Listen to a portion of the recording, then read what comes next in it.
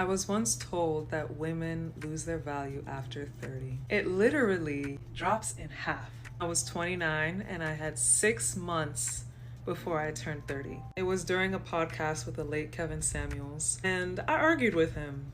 I got pissed off with him. I couldn't help but think about what my boyfriend at the time was thinking because he was a huge Kevin Samuels fan. Anyway, today happens to be my 31st birthday. That boyfriend and I broke up. I got over a year of therapy, started doing music, started doing my own nails, taught myself how to sew so I can better my swimsuit company, started my passion projects of giving back. Honestly, I don't know what value he was referring to. I'm pretty sure it was something about being in the dating marketplace or some bullshit. Let me tell y'all something. I don't give a fuck what y'all think about my value because I place value on myself. And for my fellow women out there who are younger than 30, older than 30, or being told that we exist solely to reproduce, fuck that. Your value is what you make it.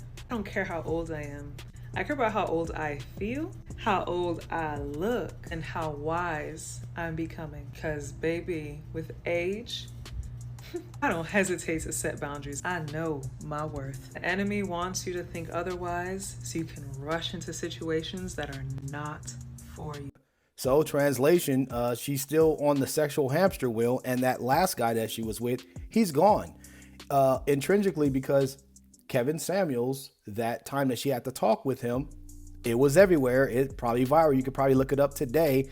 That guy probably was watching that video when she called her, found out about it. And he was like, you know what? If she doesn't offer this value, which she called bullshit, because women don't really understand that they have to bring value, that man probably thought about it. I was like, she don't bring no value but that worn out cooch. So 9 times out of 10, he broke up with her. And how I noticed that is because she said, that guy that I was with when I was talking to Kevin Samuels, he's gone. She did not brag that she broke up with him, thus letting me know further that he was absolutely right and her pride and ego can't hold it. So she thinks that this is going to validify something because she's 31 years old and still in the dating market. Only thing is letting me know, and everybody else, even guys that you may talk to, get on dates with, is that you're only going to be used for pumping and dumping, and get ready because this is your new man and you can't get away from him. And he's the big, beautiful wall. Undisputed, the undefeated heavyweight champion of the world. This person says, am I the asshole for breaking up with my girlfriend because she dressed like a slut? I, 21 male, recently broke up with my girlfriend, 22 female, of 5 years. We've been having some issues lately, mainly revolving around her clothing choices and social plans.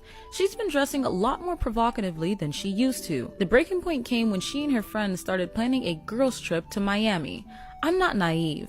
I know what goes down in Miami during these kinds of trips. I told her I wasn't comfortable with her going, especially with how she's been dressing lately, and asked if she could at least change her outfits a bit or reconsider the trip. She refused and said I was being controlling. I couldn't take it anymore and told her if she doesn't respect my boundaries, then we're done. She got mad, said I was insecure, and accused me of trying to control her. I'm gonna keep it a buck. The first mistake that most men make, especially younger guys in their 20s, like this example here, is that they put women in relationships and they expect them to act like girlfriends, knowing damn well they were probably dressing provocative before you. They probably had more dudes, filling them up, so to speak, before you, and they expect some type of fucking princess. Bro, you should be doing what everybody else was doing in that line. It was waiting their turn, they were getting their time, and they were passing along like the town bicycle that she was. She called you insecure. You had this whole argument with her. The simple fact that you even had to argue with her young man in that scenario, or any man in that scenario, is absolutely ludicrous. You should say it one time, and if she doesn't abide, then goodbye. So you should have been treating her like Jeffrey off of The Fresh Prince. Why are there so many women against doing paternity tests when the baby is born? I just made a video about the Laura Owen situation, a woman who accused the Bachelor Clayton Eckert of being the father of her child, being indicted for paternity fraud because essentially she said that she was pregnant by him. She wasn't actually pregnant at all. So the judge actually decided to report her, and now there is a criminal case open against her for the paternity fraud. In my comment section, there are women talking about how women are entitled to bodily autonomy and that they also have to look out for the bodily autonomy of the child. To do a DNA test, you don't actually need the DNA of the mother. Does it help the test go smoother? Yes, but having the mother's DNA is definitely not required. I get that it might be embarrassing or kind of rude, but shouldn't the father be able to know that the child is his just like the mother knows that the child is hers because it came out of her? It seems like we should know who the father of our children are, and it shouldn't be offensive for someone to ask for a DNA test. Those women that were in the comments section talking about, well, what about her bodily autonomy and the bodily autonomy of the baby? Like, that's just all cope for. Don't give us any responsibility and don't hold us accountable when you find out that paternity fraud may be taking place in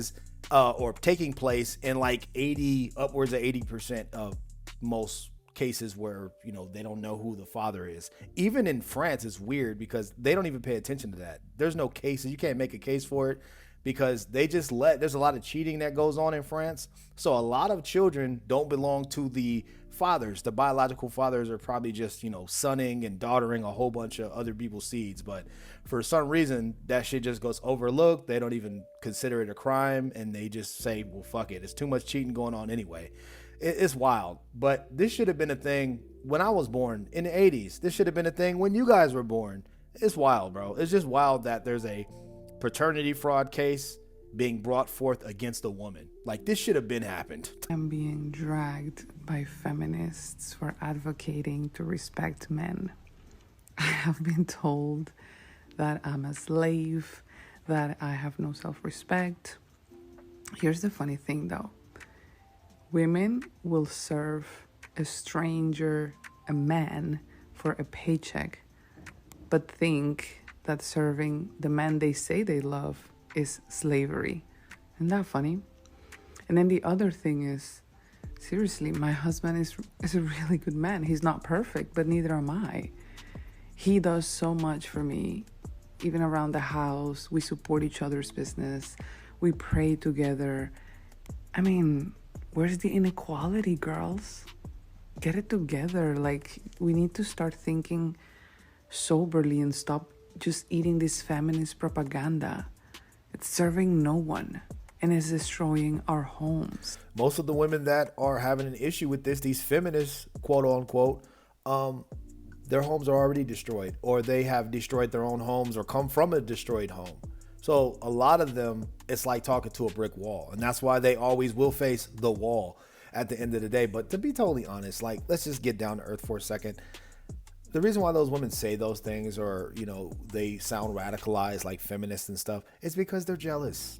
Women are in competition, and women all feel like at some point in their life, they're like, I should have been had a man. So when they see a woman that's not complaining, that's on the opposite side of the fence, who has none of the same gripes and concerns, or whatever you want to call it, delusional concerns in this case, because they're just upset, those women are just, you know, triggered. That's all it is. And, you know, they can attack you all they want, but they would do anything. If you hook them to a lie detector test, you would find out that they want your situation. But that's why they're feminists. They became feminists because they're angry. And they're angry at men because they can't get men, the type of men that they want, so they can be feminine. So they rage out and they talk shit about the demasculated men, the beta males, and they get on them because they're supposed to be this strong man that was supposed to rescue them. Not even that they want to get with those guys. Not even that they have a shot to get with any of those guys, but it's like a kick in the ass. It's like feminism and feminists, is like, it kind of helps men in a way because they're hating you to be better. Not for them, but for the next batch of women. So, I mean, do I really take offense to what, you know, they say or what they said? I know she doesn't. I don't, because if you think about it, man, they're just crying because they need something, man. They need attention. They need, you know, a man. They need somebody to be their rock, and they can't find that shit. But that's my down to earth take, to be honest with you guys. No jokes, all jokes aside. But that's the end of the video. I hope you guys enjoyed it. Make sure you guys like the video, sub to the channel with post notifications on. I got to get back up to cooking this content that you guys love. Bounty villains up, Mastodon's down. Let's get it. Let's go. Well, shout out to the Passport Bros, MGTOW, all my new subscribers, everybody that hit subscribe on my last video that went crazy. Thank you guys so much. Changing up the SEO, CTR, trying to figure out this whole thing so we can get these videos pushed into the algorithm. Thank you guys so much. I'll see you guys all in the next video. 2 times. Get your passport. I'm out. Peace.